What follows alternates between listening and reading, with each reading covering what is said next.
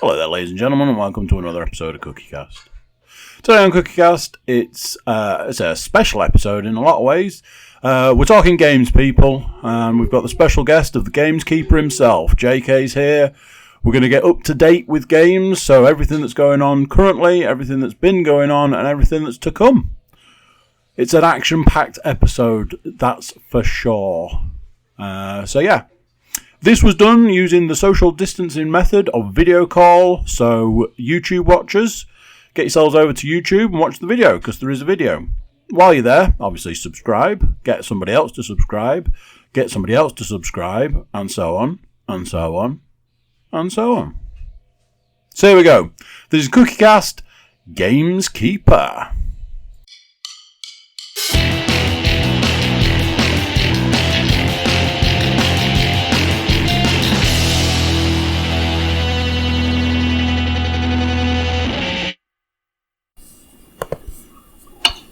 Okay.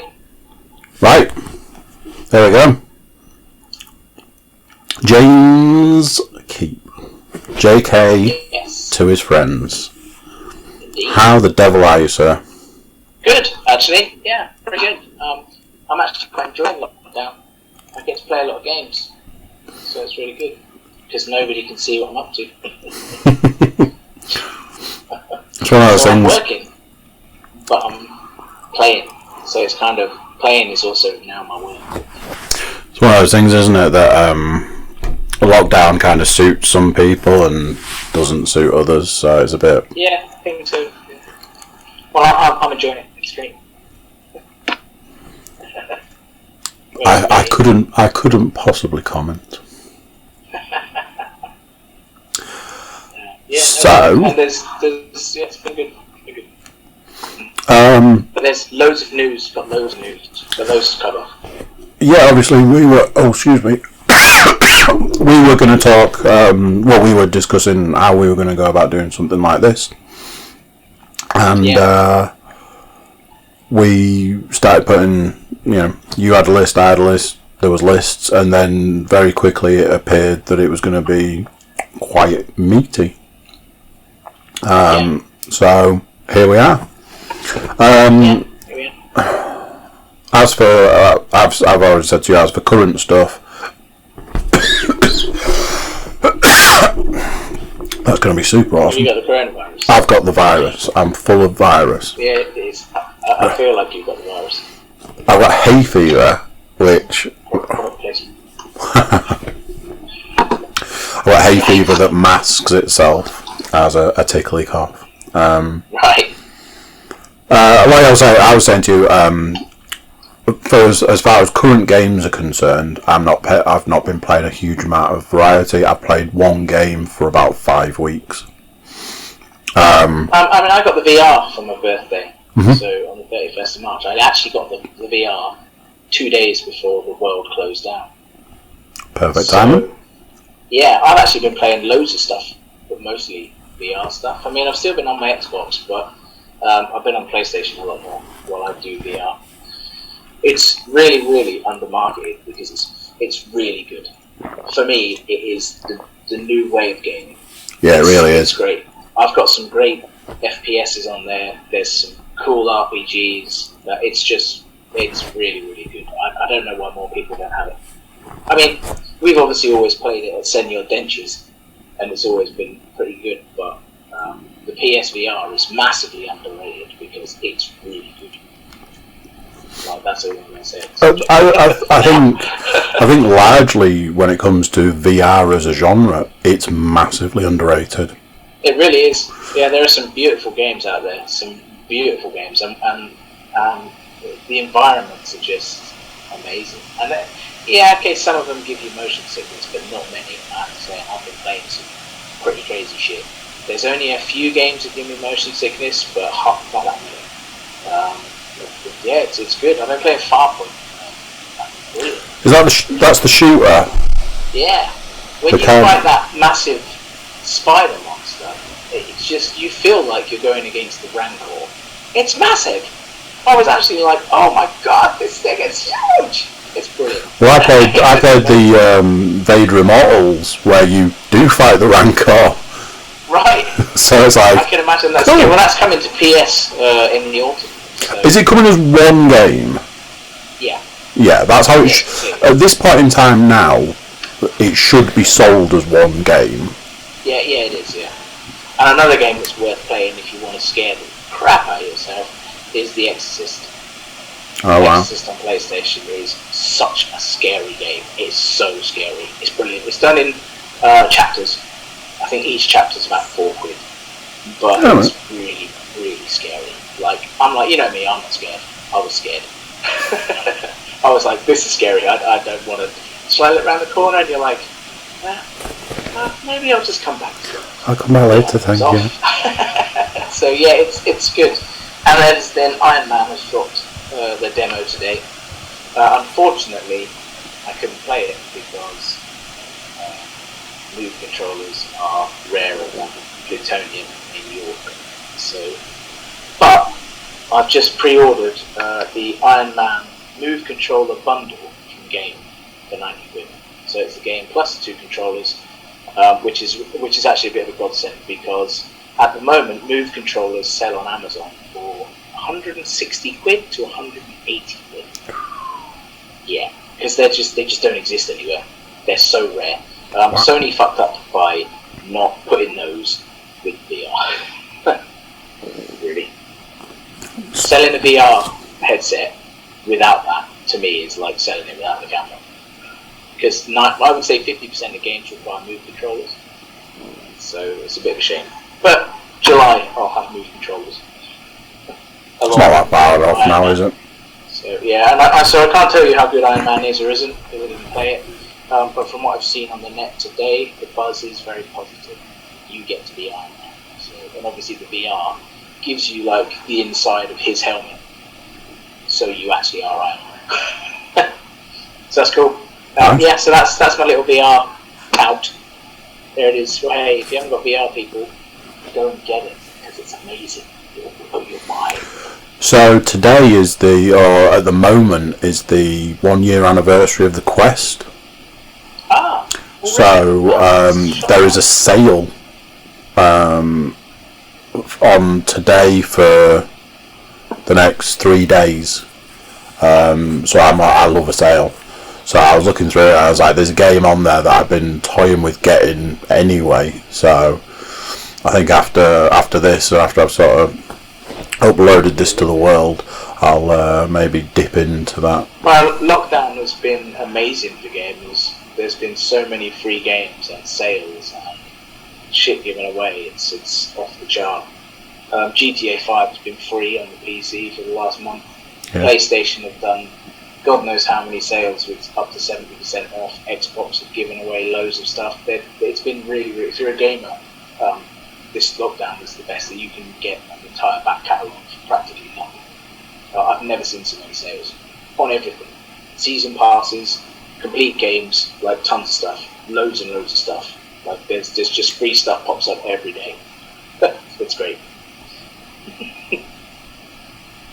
In other news, Ubisoft last Friday launched a court case to sue Apple and Google for a Rainbow Six copy, and by Monday the guilty party had already pulled their game down because I think they don't want to go to court with Ubisoft. Because basically what's happened is they've done this game which is literally, I've looked at screenshots at it, it is literally Rainbow Six, they've just called it something else. And so Ubisoft has said, guys, this is not on. So Apple and Google have pulled their game, and they announced on Wednesday that we're going to do some we're going to do some work on it and make some adjustments. So they're basically going to make it not look like Rainbow Six. I think I saw a couple of map comparisons, and the maps were identical. Yeah. Well, it was really fast. Like I say, they filed on Friday, and by Monday the game was down, and Wednesday the company who were being sued made an announcement to say, we're not going to do anything with it, and anyone who's already bought it can get a full refund. It's a mobile game, interestingly. So it's not like it's a PC game or anything, it's a mobile game. But it is literally Rainbow Six. So anyone out there who wants to copy Ubisoft, don't. Can you imagine what that lawsuit would have looked like? Hi, we're Ubisoft. This is our 4 million lawyers, and they're all the best in the business. Well, interestingly, I obviously read more about this, and it says that suing for games, basically saying that one game looks like another game, is really difficult because there are so many loopholes. Artist interpretation. Exactly. But whoever copied it literally has said, we don't want to go to court with this, we'll just take it down. So they must have been pretty damn sure that they'd copied it. Because otherwise, if you didn't, you'd just be like, well, actually, this guy's gun is different and this guy's mask is different. So, but they didn't even want to go down that road, so they literally said, nah, mate, we'll just do the game. So yeah, it's pretty scary. So yeah, don't try and copy Ubisoft, boys and girls, because you will get taken down. And just very quickly, it's also the 5th year anniversary of The Witcher 3. It is, yes. Yes, just put that in there. The Witcher 3 that sold 531% more after the TV series came out. Yeah, but I think currently it's on sale. CD Projekt Red valued at 1.8 billion or 8 billion? Something like that. It's a lot. It's a lot. Yeah. So yeah, happy birthday, Geralt. And that's it. So yeah, now we can actually start with the agenda. That's my latest news. I wanted to just pop in there. I was just looking over it. It's meaty, so we should jump in. We should. Where would you like to start? Do you want to talk Assassin's Creed, since that's top of the list? Yeah. So, as everybody probably has seen by now, Assassin's Creed Valhalla is coming.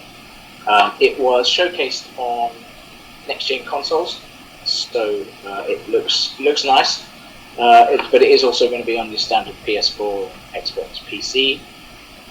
From what I've got so far, interestingly, there is some queries that, although it's prepared for next-gen consoles, it's actually running at 30 frames a second instead of 60 frames a second. Yeah. Because they've said that they would rather have a really crisp 4K resolution. However, they also said this might change. They might adjust it in time for release, but it's released for autumn. So, or it says holiday 2020, so autumn 2020. So I'd be surprised if they're going to change that frame rate. So it's weird because they've designed it for a next-gen console and yet they're only running at 30 frames a second. I mean, it still looks nice, but it's just a weird thing to do and then say, well, we just wanted it in 4K. It's almost like they can't be bothered. I don't know, maybe there's more into it than that. The trailer had 100 million views in the first day, so that's pretty good. And I've read some interesting stuff earlier this week, so I've obviously been trolling the net looking at stuff. And at the beginning of the week, I got some information saying that the map is going to be a lot smaller than Odyssey because players complained that the Odyssey map was too big and full of nothing. And this was confirmed because fans weren't happy. So Ubisoft then replied on Wednesday saying that this is the biggest map ever. You'll be able to go to the whole of England, including York. Yeah. Yeah, London, and also a large part of Norway is also obviously going to be in it. And they're saying it's the biggest map they've ever done. He couldn't give exact scale, but he said it's bigger than Odyssey. So I don't know where that first bit of information came from. Well, fans were unhappy, so they've made a smaller map. But this was a Julien Lafayette, which is the Ubisoft producer. He says that this is definitely the biggest map they've done. And it looks cool. And there's also going to be secret worlds included in the map. So probably Valhalla, I would say. Possibly. Maybe. Yeah, there's a fan favourite coming back to the game, which is social stealth. So that was where you could hide in the crowd, like wearing your hood or whatever. Apparently they said it will return, but with a twist. I mean, the twist will be that a Viking can't really hide in the crowd, I would think. They stick out like... Yeah, they might be able to hide in a crowd of Vikings. Right. Where's Wally with Vikings? So So I think that's going to be fun. Yeah. There's some new characters. Obviously, it looks like you can play as a male or female. Because interestingly, there's a bloke throughout the entire trailer, but the special edition is a model of a woman. So a bit like Odyssey, where the model was a female assassin. So and as last edition, editions run from 49 quid to 179. So not the original 199, which Odyssey was. It's 179. Yeah, 179 edition obviously comes with the figure on the front of a Viking narrowboat. There are some other little models in there. They look like trinkets and like necklaces and stuff. There's some maps. There's quite a big A4, what looks like an A4 artwork. Part of the soundtrack. I mean, soundtracks go straight to Spotify, so I don't know who needs a CD soundtrack anymore. Obviously, the game with all the downloads. So the deluxe edition is 99 quid. So and that comes with obviously the digital downloads, the season pass, and all that stuff. I found that I bought Odyssey at 40 quid. And then I got the season pass for 3 quid when it was on sale. Wow. And that was less than a year later. So I would say, why get a £179 version? I do like the figure, but it basically means that the figure is 79 quid. Because if the game is 99 quid, with all the stuff, you're basically paying 79 quid for a figure and a couple of postcards, really, which I'm not sure if that's worth it. Which was the problem I had with Odyssey. Because if you remember when I got the special edition of Origins, that was 99 quid. Yeah. And that was with everything and the Bayek figure. Whereas now they've gone up by almost £100. Yeah. So I'm not sure that's really good. But other than that, the game looks nice. It looks like it's going to be fun. I'm a bit worried that they're back to their old hat of releasing a game every year or so. It feels like they turn them over really quickly. And that the fact that even with all the lockdown, they've still been able to turn it out, when a lot of other companies have kind of backed off on releasing their games. These guys are like, we're still going for a winter release. So that worries me a little bit. But only because of what happened to Breakpoint. So, Assassins is generally pretty solid, so we'll see. And everyone has wanted Vikings for a long time.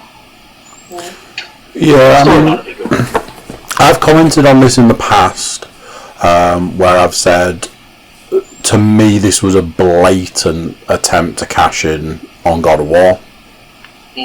I mean, Ubisoft announced this as their next game literal moments after the success of God of War, to the point that they were gonna call it Ragnarok. Yeah, it was and then the people that were making the next God of War were like, sorry, we've already taken the name Ragnarok and it's in our promotional material if you look hard enough. Yeah, I mean, they seem to be reusing a lot of stuff. This is going to have naval combat,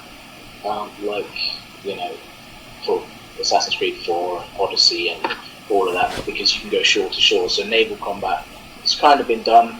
And I think that the Assassins part of the storyline has kind of been lost in the last two. In Origins, it was sort of there. You got a bit of information of where the Brotherhood came from. I didn't really see any of that in Odyssey, particularly. And I've said it a lot. Odyssey shouldn't have the Assassin's Creed name on it. No, I just feel that they're now combat games, which is fine. I like them, but I don't know if they merit the Assassin's Creed name. So we'll see what happens. I thoroughly enjoyed Odyssey. I seem to remember naming it my game of the year, rightly or wrongly. Further down the line, I might have had a different opinion of that. I think at the beginning, neither of us liked it, and then we played it. Yeah. But I still stand by what I said before it came out.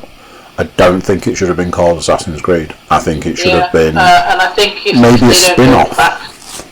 I think if they don't go back to the Assassin's format, so to speak, then they may have to start rebranding it and just calling it Creed. rather than Assassin's How Creed. many people would argue with that?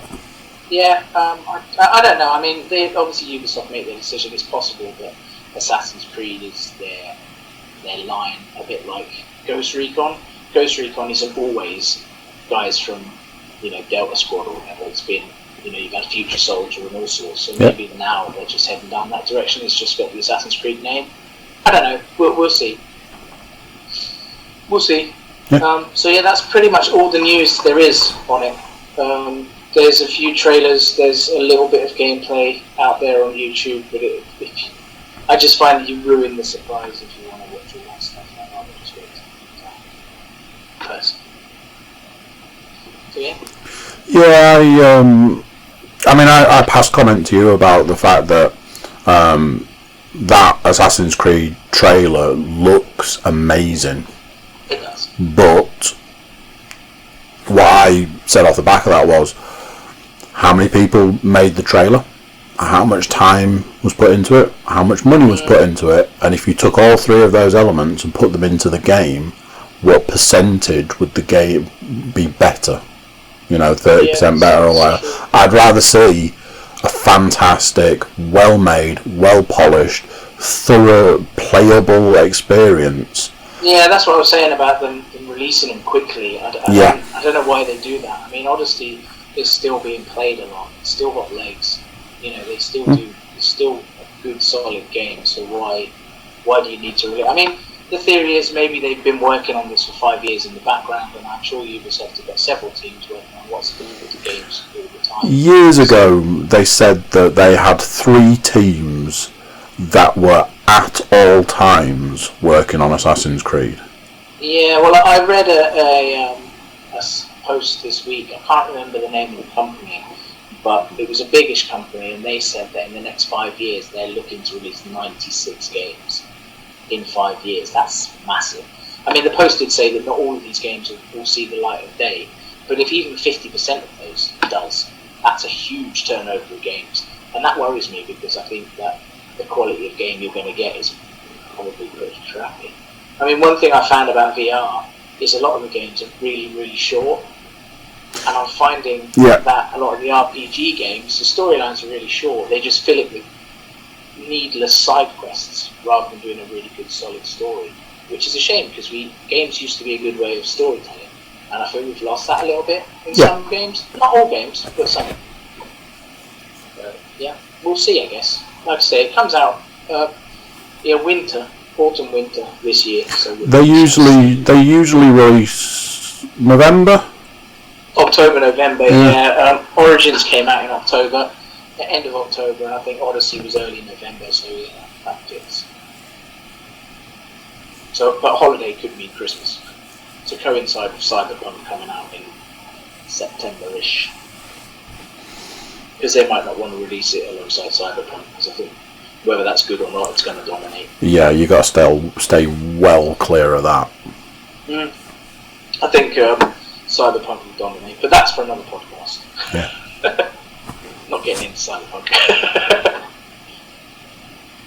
So you wanted to talk about Divinity 2.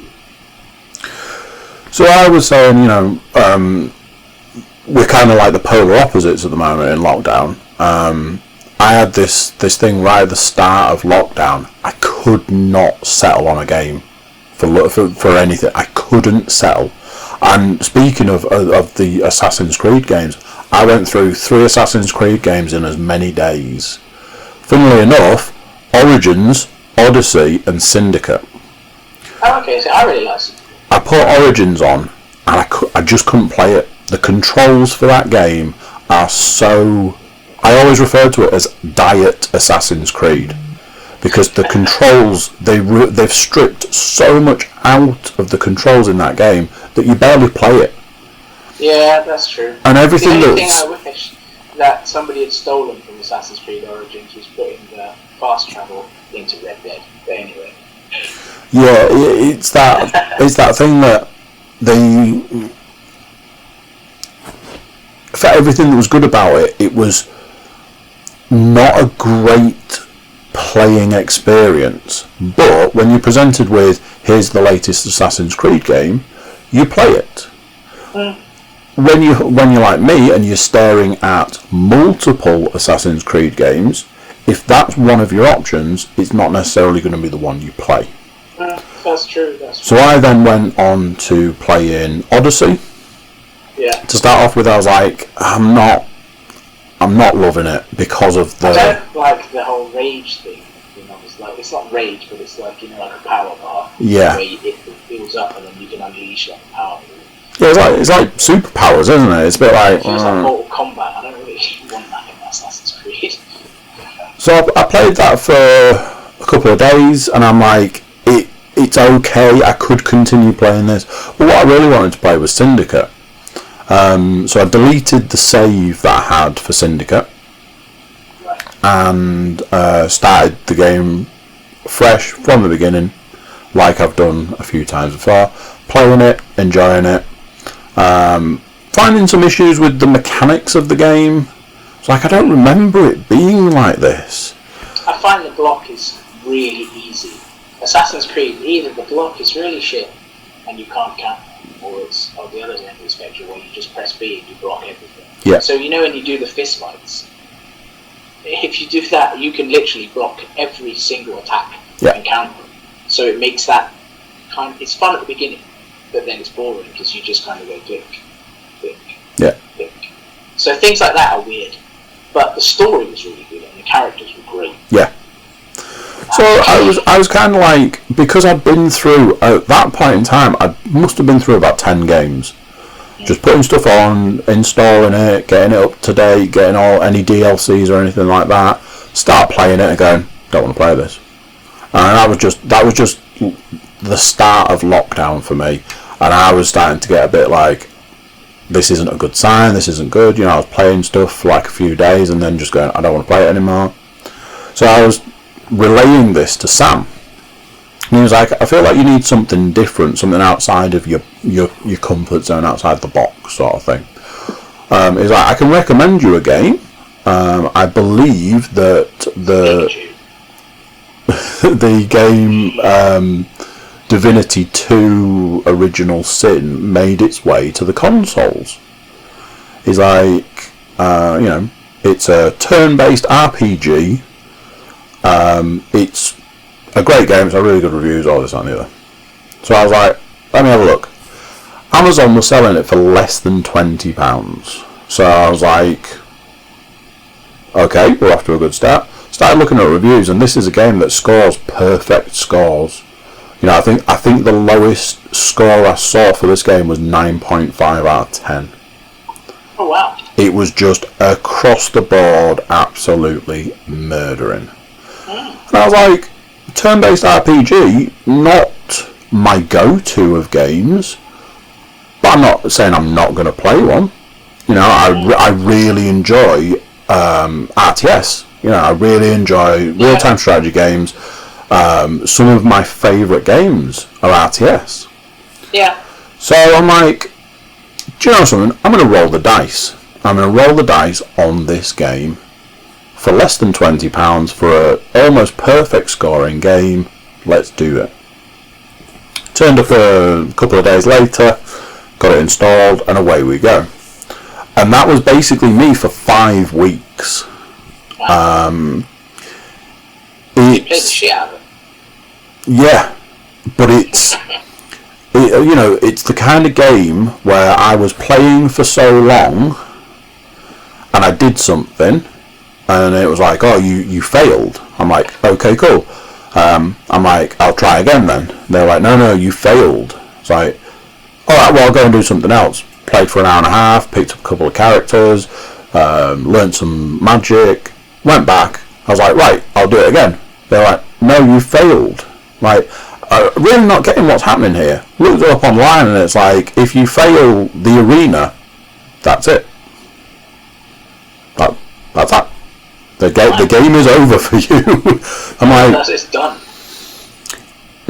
So the bit where I went away for an hour and a half and did a load of other stuff, a load of side missions, collected a load of characters, leveled up a couple of times. Oh shit. So I had to load the save before I went to the arena and then do everything I'd done. Things like that. I've had characters that have died. It's like, why is this character dead? Because you can resurrect people, but couldn't resurrect this character. Like, why is this character dead? Jump on the internet. What happened here? Oh, if you don't speak to that person when you arrive at the island, they don't tell you how to save them later on, and they die. Go through my list of saves. Hour and a half ago that I arrived at the island, wasn't it? Oh man. There are so many things in it like that, and it tells you nothing. It doesn't tell you anything. But does that make it fun and playable, or does it just make it frustrating? So, what I would say is, I simultaneously loved and hated it as a game. Yeah, right. So I got a walkthrough quite early on. Now, I'm playing this game out of my depths, out of my elements, out of my intelligence bracket. Things like this is how I've started this game, and I'm like... so I got a walkthrough really early on. And even with a walkthrough, there'd be times I'd be like looking at the walkthrough, playing the game, looking at the walkthrough, and I'd just be lost. And then I'd be like, I'm going to have to give up, or I'm going to have to start... For the walkthrough. Yeah, I'm going to have to give up. I'm going to have to start this game from the beginning. I've been playing it for 3 weeks, and I'm going to have to start again from the beginning. And at that point, at that literal moment that you're about to press the button to start the game again, it goes, fine, here, have this bone. And then 6 hours later, you're like, I should probably go to bed. And it's just that. It was just that for 5 weeks. That sounds like something I'd like. I got to the last battle. Got to the very last battle. And I read the walkthrough first. It's like, go here, have a conversation, do this. Once you then get into this fight, it's two sections. Do this in the first section, and then do this in the second section. And I got obliterated. One of my characters died. We've got 3 characters left who are literally holding on by a shoestring. Went into the second battle, and one of the guys is like, do you remember when you fought the Kraken earlier and it buggered off? Fucking Kraken, big as the fucking screen appears. It's like, do you remember all the bosses that you fought up to this point? I was like, I've got a dead character, 3 characters who are about to check out. What the fuck? So tried it, died, tried it again, died, tried it again. It's like, I can't believe it. I've played this game for 5 weeks. I've got to the end, the last battle. I know it's the last battle. The walkthrough says so, and I can't do it. Oh wow. There's a bit in the walkthrough. It was like, oh, by the way, if you do this, you skip the first section, you go straight to the second section. I'm going to give that a go. Gave that a go, and finished the game. Was like, okay. And that is Divinity 2 to a T. 1 minute, you are getting wiped off the face of the earth in seconds. Then you do a slight change, do something slightly different, have a different conversation, can obliterate walk it. Nice. It sounds good. I like the sound of that. To me, it feels like your sort of thing. Yeah. Turn-based RPG. You know, not quite top-down, but side-down. Like looking a at... bit like XCOM. Very much like XCOM. Like, think of XCOM, but instead of like machine guns, it's mages and wizards and stuff. Yeah, right. Cool. Literally, it's like that. Still playing XCOM. I love that game. I've got it on my mobile now as well. And it's one of those, if somebody said to me, I hate that game, I'd be like, yeah, me too. And if somebody was like, man, that's one of the best games ever made, I'd be like, yeah, it is. You suck. Yeah, it's literally, that is Divinity 2 to a T. My recommendation is pick it up while it's less than £20. Well, whether it is less than £20 at this point, I don't know, but it was when I bought it. Immediately go to the website, I think it's like Divinity 2 Wiki, whatever. Yeah. Get the walkthrough, have a read through, give me, but always have it available. Have it on your phone, have it on a laptop nearby when you're playing. Right. Follow it. I've already started it again. My intention is to, do it properly. Do it properly this time because without the walkthrough. I'm going to use the walkthrough less. There's probably an entire game that I've Ash missed. fights the Evil Dead. Sometimes he uses the next. Yeah. Yeah, pretty much. So yeah, when we were sort of saying like, we'll talk about games. I was a bit like, I haven't got a lot to talk about. I've got a few VR things. I've been playing a little bit of VR, and like I say, there's a couple of things I'm going to pick up in this sale. So I'm using the VR for a bit of. I'm playing a boxing game, but I'm using it as part of my workout because it's brutal. Oh, okay. Like brutal. It's called Thrill of the Fight. I think full price it's £9, and I believe, well, I know for a fact that it was a game that had for a very long time a perfect score. It had 5 out. Move controllers for that, right? I imagine so. It had 5 out of 5 on the Quest store, and I think it had something like originally it had like 1,800 reviews. All of them 5 out of 5. Right, cool. So we're playing that. I've been playing Pistol Whip, which is just great. And then there's been a couple of things. Me and my eldest were playing Moss. Oh yeah, I've just been playing Moss. I love Moss. It's such a beautiful game. Yeah, it's beautiful. And it's so beautiful to look at. At Christmas in the sale, I got Journey of the Gods, and I hadn't played it until the other night. I played the demo, which is why I got it. But I haven't played the game. If you look on Demo Disc 2 as well, there's something called Star Child, which is like Moss. Have a look at it, beautiful. The demo's really short, but it's really, really nice. You basically play a little woman from like the future, and it's just beautiful. It's puzzle solving, it's just like Moss, but with a person in the house. It's really, really nice. Yeah, nice. It's beautiful looking. Yeah, give that a go.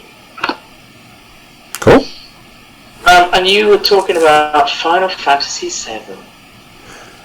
Yes. I'm not a Final Fantasy fan, so this is going to be fun. I played Final Fantasy VII originally. I played Final Fantasy VIII. And How many Final Fantasies are there? 15? Randomly made main ones. There's probably like 30 of them, but actual main numbered Final Fantasy games, I think there's 15. Why was 7 remade?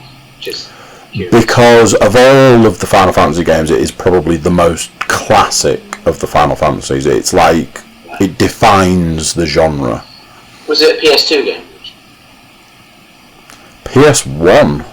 Oh wow, I believe. Okay, right. Anyway, continue. So, I've seen nothing but Final Fantasy VII, Final Fantasy VII, remake.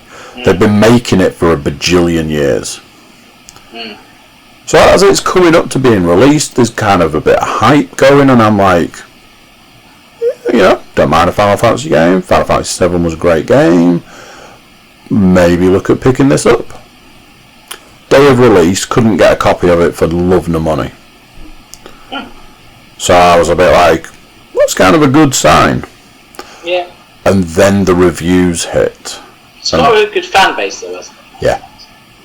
And the reviews were, they've basically remade the first 5 hours of Final Fantasy VII, and that's what they're selling you. And they want £50 for the privilege. Wow. So I'm like, that's like a tenner an hour. Really? That can't be right. So I had a look around and I was like looking for more reviews, more information, and that's basically it. They've given you the first section of the game. They're selling it at £50, which, whichever way you want to slice it, that's a lot of money for a game that isn't complete.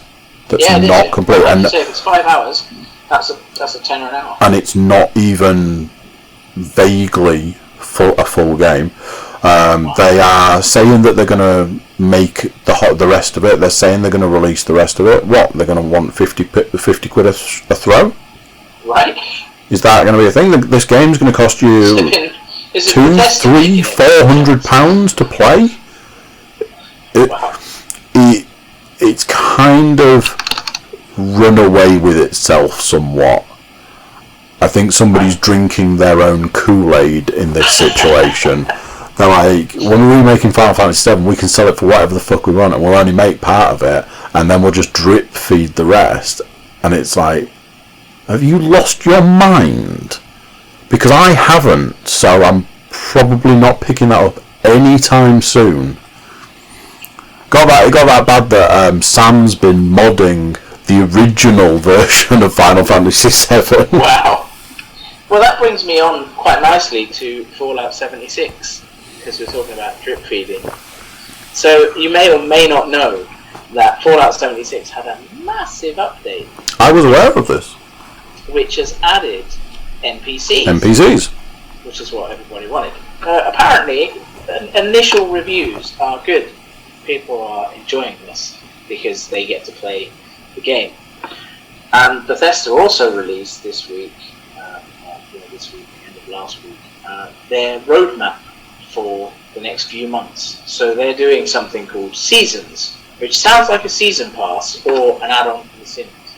But basically, Seasons is you've got summer, autumn, winter, and in each of these seasons, there's like what looks like a board, a snakes and ladders board, or like a Monopoly type board that you go around. And as you complete certain tasks within the 76 world, you earn weapons and caps and apples and stuff to buy cool stuff in your game.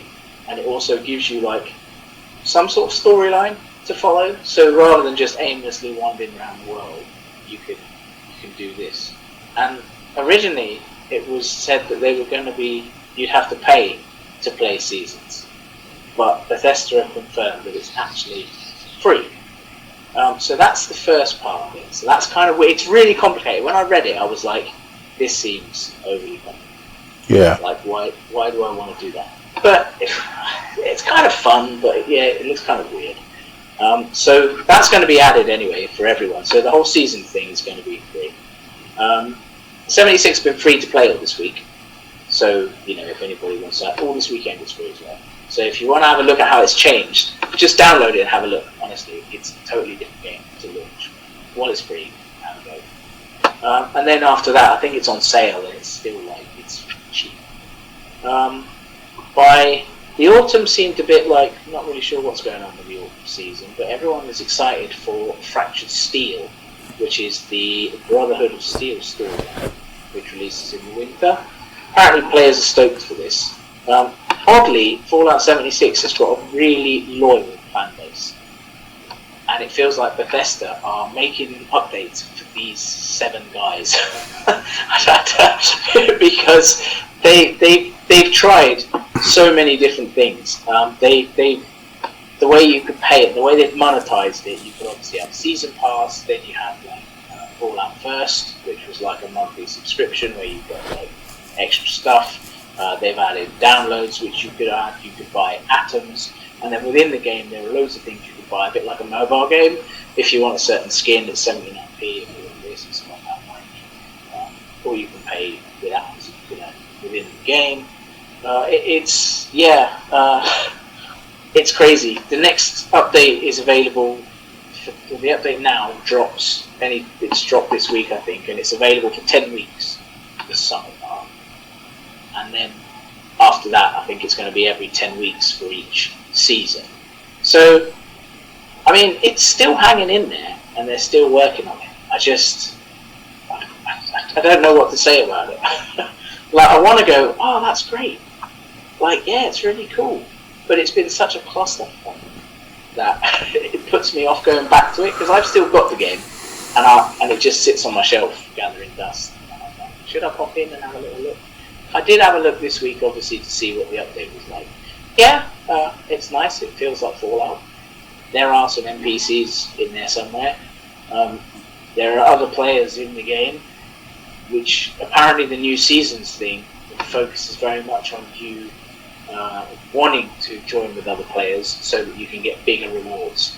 I still think full socialization probably won't work because it's never worked till now. But it's still one to watch because I think that the Fractured Steel will probably be worth playing. That sounds like it would be a really decent update. So if you are a Fallout fan, that while it's free or super cheap, have a go. Yeah, just wanted to throw that in there because it was such a big update. I felt it needed to be out on the podcast because it's huge. It's a massive update. Yeah, from everything I saw, it was pretty substantial. Yeah, it's big. They've been doing a lot of like social media advertising and stuff, from what I've seen. And the trailer for the new update thing is cool. It's really cool. It looks great. I was like, oh, I want to play that. And I was like, oh, it's Fallout 76. But yeah, it's nice. And I see in your email that you sent me, you wanted to talk about remake generation. So before we get into that, I'd just like to talk about Mafia Trilogy. Because the Mafia Trilogy is going to be relaunched, starting with Mafia, the Definitive Edition, which, according to the news, is a full remake with an expanded story and not just a remaster. That's a quote from the studio. Available from the 28th of August, the trailer dropped on the 19th of May. Looks amazing. It looks beautiful. If you look at the original side by side with the new one, it does look like a totally new game. The graphics are beautiful, and obviously Mafia's, they're a good set of games. And then they're going to re-release the whole trilogy. So there's a definitive edition for each one. So assumably each one will be a full remake with an expanded story. So that's something to look for, which leads us on to whether you think the remake generation is any good or not. So for me, it's very much a double-edged sword.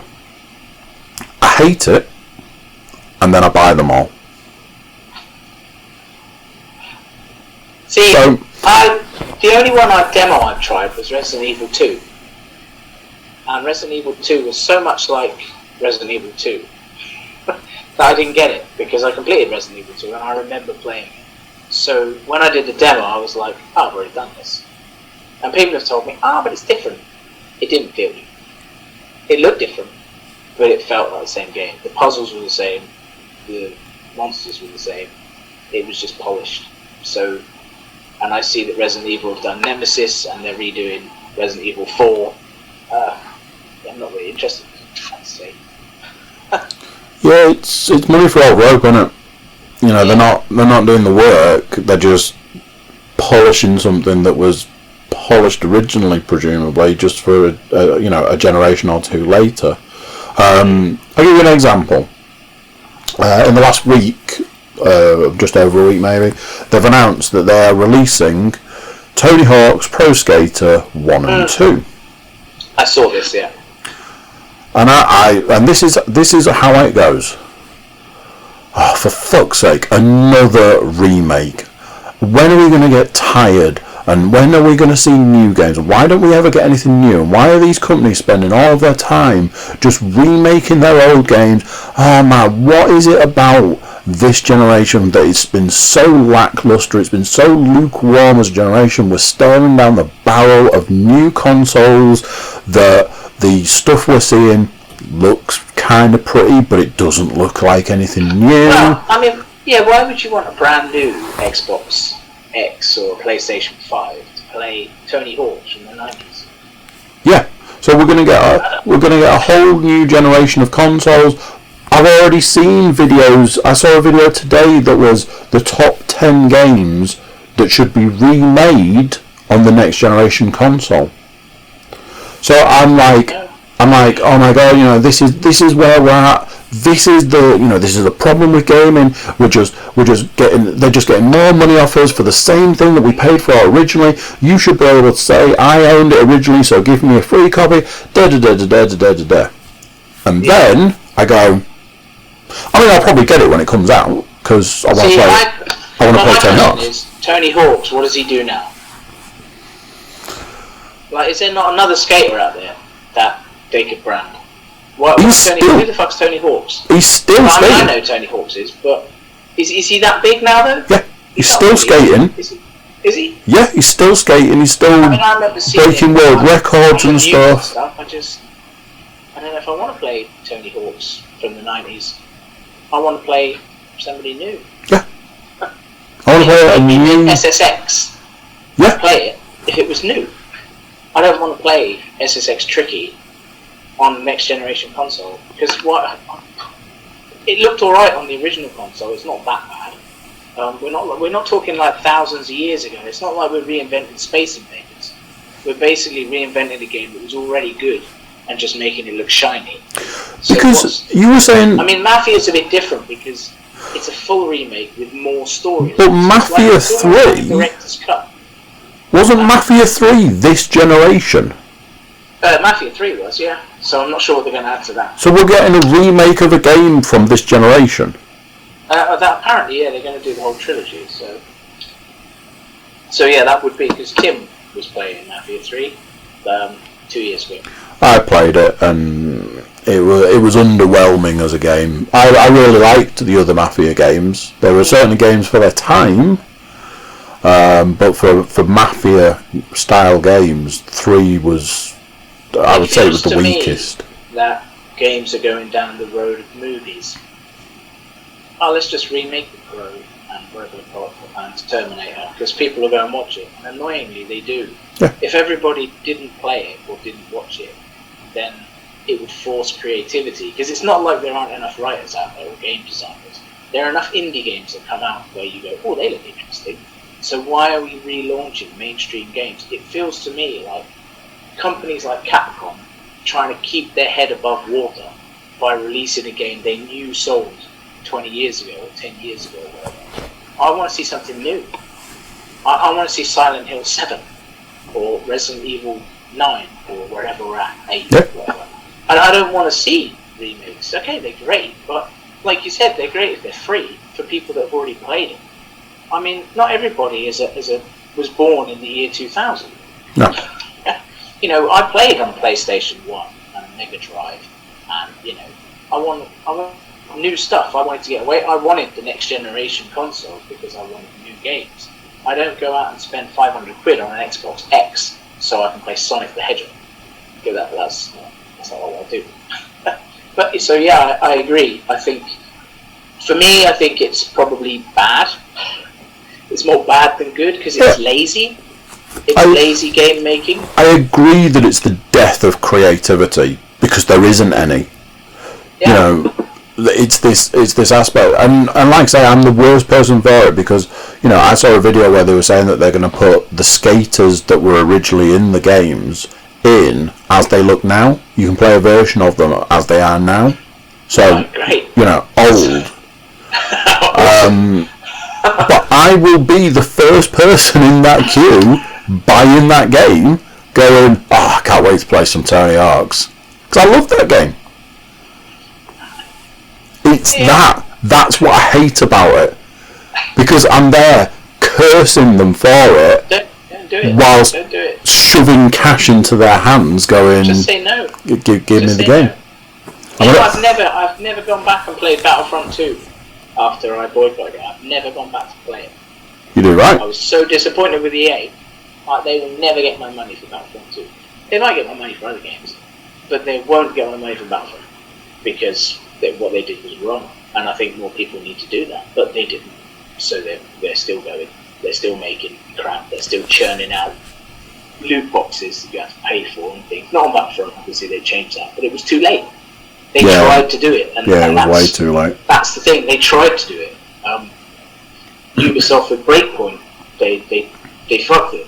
And they've not really done anything to fix it. They didn't apologise. Yeah, do you remember all the stuff that they were going to do to correct Breakpoint? Yeah. Do you remember everything that they said in that release where they're like, these are the things we're going to do? Yeah. I haven't seen a single one of those. I played all versions of the beta, and I went on the forums, and I said, this is shit, and I read other people's comments who said this was shit, and when the game released, it was still the same. None of those things have been changed. And yet everybody still went out and bought it. even now, it sells for like 20 quid. It's not worth 20 quid until it's fixed. And they're doing the same thing as they did with Wildlands. Oh, we're going to add a Terminator story. Oh, we're going to add a fucking Splinter Cell story. Why? It's been done. Do something else. Annoying. It infuriates me. I'm just going to pop a light on because I'm losing the light here. 2 seconds. I toyed with the idea of putting it on at the start, but then I was like, I'm just going to be sat in the room with a light on. Yeah, I've had my light. There. But then I live in the dark. My house is nice and dark. So I have lamps everywhere. It's like being on the moon. Right there. So yeah, that's that rant, I'm afraid.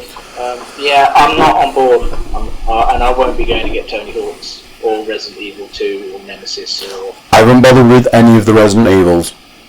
You know, I might get Silent Hill if they re-release the first one.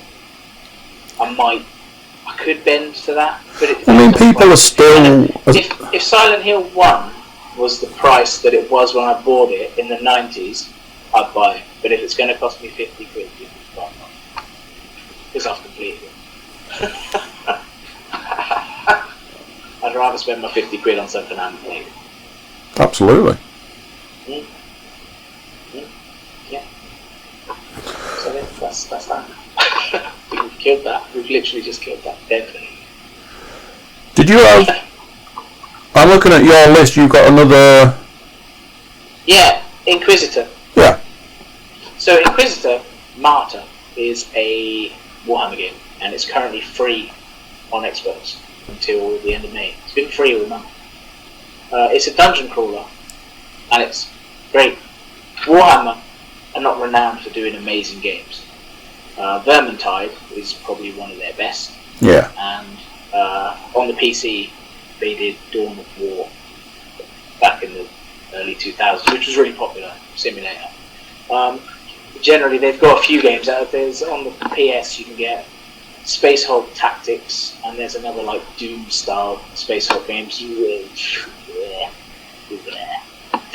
not that good. To be honest, they're alright, but one is a bit like XCOM and the other is like Doom. But this one, fun. So you could choose one of 3 characters. You've got a Psyker, a Assassin, or a nut job with a gun, basically. So I chose a nut job with a gun. And you follow the storyline, and you're an Inquisitor, and you're trying to find out what's happened to this ship called the Martyr. It kind of comes out of warp, you go on it, there's some chaos monsters on there, you kill them, and then you have to leave before it like warps away again, and you're trying to find out what happened and why it got taken over. So the maps are huge because it's like a whole star system, and you just pick a planet and you go to it, and then you've got like a list of missions, and they range in level, because as you play the game you level up, and so you've got missions that are like level 5 up to level 60. There's some PvP, it's multiplayer co-op as well. The graphics are quite nice. There's tons of customization for your armor and shit. The achievements are fun, because like the first achievement I saw was like kill 5,000 plague monsters. I was like, 5,000? What? It took about 10 minutes. There are so many monsters that come at you, but it's not like hard. You can choose loads of different weapons. So you've got like flamethrowers and rocket launchers, and you've got like, you can have 2 pistols, you can have 1, you can have a sword and an axe, you can have a shield, you can have a sniper, there's tons and tons of options. And it's a really easy game to play. You can play it for like 20 minutes, do a couple of dungeons, come out.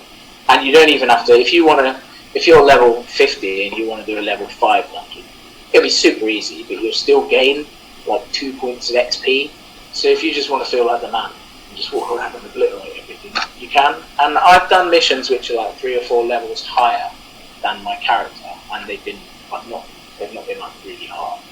I've done one multiplayer mission where I was with a guy that was level 40, I think I was level 10, and I still felt like I was participating. I wasn't just like watching him run around, kill everything. I just kind of got behind with and stuff. You actually participate, so it's good. It's fun and free. It's still 50 quid, and it's 89 quid with DLC. So if you want to get it and you're looking for a game to play, just do it. It's fun. It's just fun. So I'm saying, everyone out there, go and get it. You've got to the end of May. Yeah, it's fun, and we can play it.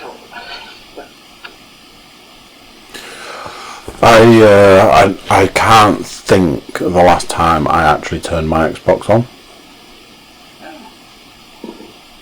It's often regular between Xbox and PlayStation, because I'm still playing State of Decay, because there was a big update, so that's cool, like free cars and clothes and shit.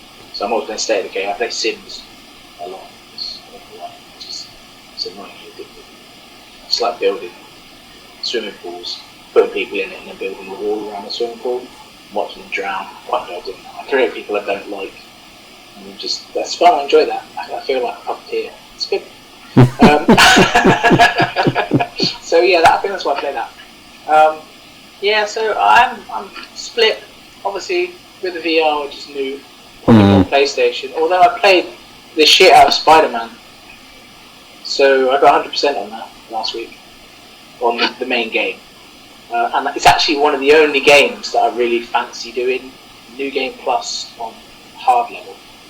Normally I don't want to do that because I completed Days Gone 100%, but I didn't touch the survival mode New Game Plus because it's just too fucking boring. Like, I really like Days Gone, Yeah, I do. but I don't want to play it again. I don't feel that the storyline needs to be played again. Whereas with Spider-Man, if I don't do all the side missions and I just do the story, I think it'd be fun in New Game Plus because you'll be hard as nails and you can just like buzz forward. So I might do that.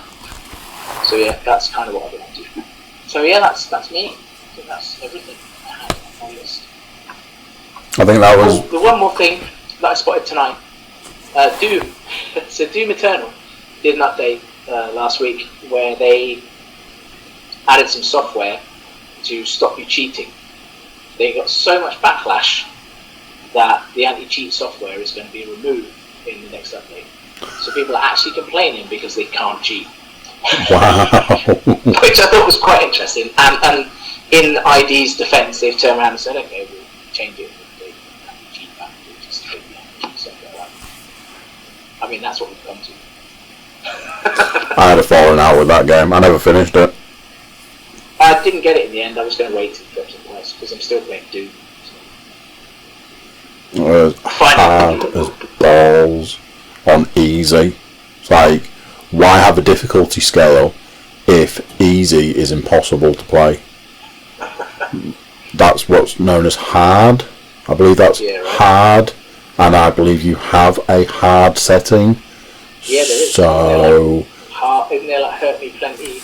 oh, there's like nine difficulty settings. I'm pretty sure easy could probably be easy and you could still live with it, but no. Who published that game again? ID Software, Bethesda, yeah. Fuckers. I think they've done Doom alright, to be honest. Like, Doom's okay. I mean, I know obviously if you don't like it because it's hard, that's fair enough. It's too hard. Yeah, I mean, I don't know. Like I said, I haven't played it. I haven't played the demo, which I liked, and I really enjoyed the first game. And First game was fantastic. I do quite fancy playing it in VR. I think doing VR would be fun because I've got the gun as well for VR, so that's fun. I feel like I'm actually shooting things. Yeah, that's fun. Get the gun. So yeah, so that's everything for me. That's all. We are now up to date. All news is current as of tonight. As of time of recording.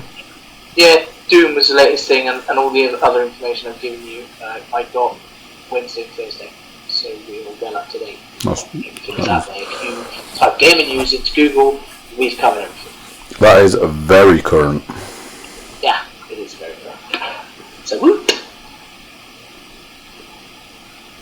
Wonderful stuff. I was just checking that there was nothing on my list, which I believe we covered everything on my list. We covered everything on yours. We can. Do you want to plug your social stuff? Yeah, obviously I'm still got Gamekeeper on Facebook, so I've been trying to update that every day, so you can find the Gamekeeper on Facebook. Also, the same Gamekeeper on Twitter and Instagram. Not so much on Twitter and Instagram. I'm generally using Facebook at the moment, and I've obviously got my blog as well. But the blog tends to be just news updates at the moment because I could talk for hours and hours about VR. I'm not sure anybody wants to read that in the blog. 97 pages of why you should play VR. So yeah, the Gamekeeper, that's where I am. So just type it in, I'm sure you'll find it. And if you don't, I mean, obviously you need to go past actual gamekeepers, like Scottish gamekeepers that look after parks and rabbits and shit. Pheasants. I am in there. So yeah, have fun looking for that. I need 1 million views before I'm at the top. It's going okay actually. I got like 50 views this week on a couple of the posts. I'm quite impressed with that. Oh yeah, it was the Mortal Kombat thing, because Mortal Kombat have released a new pack where you can play as Robocop. Yeah. And you can use one of his finishing moves is shooting the guy in the dick, like in the movie, which is pretty cool. And there's also rumours of Ash from Evil Dead in the next DLC. I'd seen that, yeah. Yeah, so that'd be cool. But Mortal Kombat's Mortal Kombat, really. And they've added friendality. Yeah, I'd seen some of those. The trailer's really cool, actually. Yeah. It does look fun. But it's Mortal Kombat at the end of the day. I mean, you buy a game and you get 2 characters, and then you pay another £50 for characters that you actually wanted.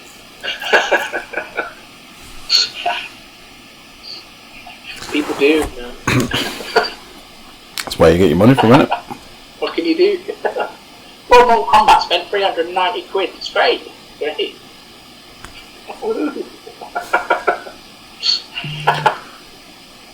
Right, cool beans.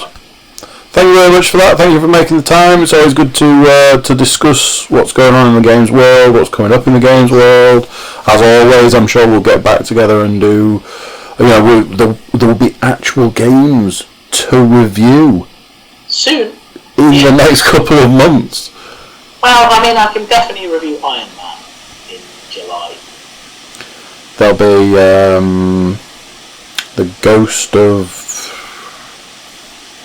something or other.